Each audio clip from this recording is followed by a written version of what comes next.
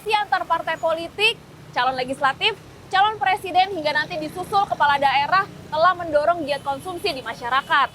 Mulai dari warteg, pedagang kaki lima, bisnis retail, hotel dan transportasi, hingga simpanan di perbankan kena ciprat uang beredar di masa pemilu. Perputaran uang pada pemilu 2024 bisa mencapai 190 triliun rupiah yang dimulai dari persiapannya di tahun 2023. Uang itu berasal dari anggaran pemerintah maupun dari anggaran masing-masing partai dan calon. Perputaran uang ini naik 231% dibandingkan pemilu 2019.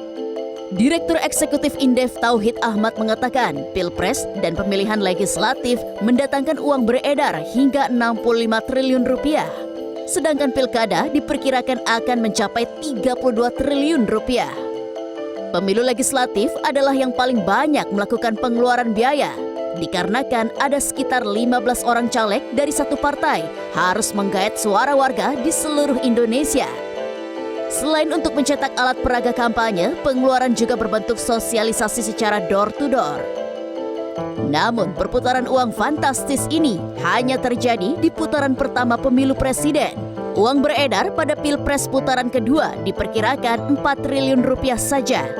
Ia memperkirakan perputaran uang pada keseluruhan pemilu dapat berkontribusi hingga 0,2% terhadap PDB. Saya kira kalau lihat sektornya ada beberapa hal ya. Yang pertama tentu saja ya atribut atau merchandise pemilu itu akan luar biasa ya. Spanduk, kaos, kemarin kita sudah lihat kemana-mana ya.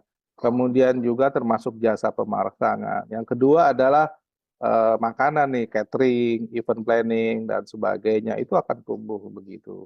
Baru perhotelan, transportasi. Nah, ini juga muncul ya karena banyak meeting-meeting oleh para caleg dan sebagainya. Mulai dari provinsi sampai desa, mereka membutuhkan penginapan, transportasi untuk mobilitas yang dilakukan sekarang sudah door to door ini. Ini yang sekarang dilakukan oleh para caleg yang meskipun minggu tenang, tapi saya kira juga banyak yang bergerak dalam senyap ya agar memastikan para voter tidak berpindah ke lain arti.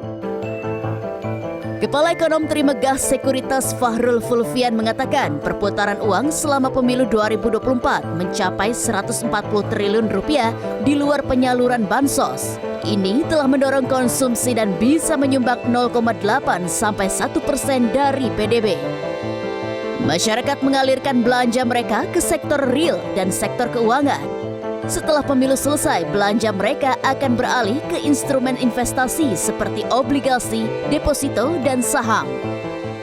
Ekonom menilai pemerintah perlu menjaga momentum kenaikan konsumsi di 2024 dengan tetap mengalirkan bantuan sosial khususnya menjelang bulan Ramadan.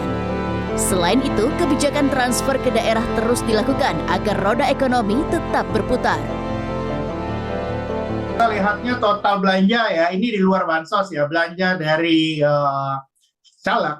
Total caleg itu kemungkinan kita lihat belanjanya 140 triliun bisa menyumbang 0,8 sampai 1% dari PDB, Mbak.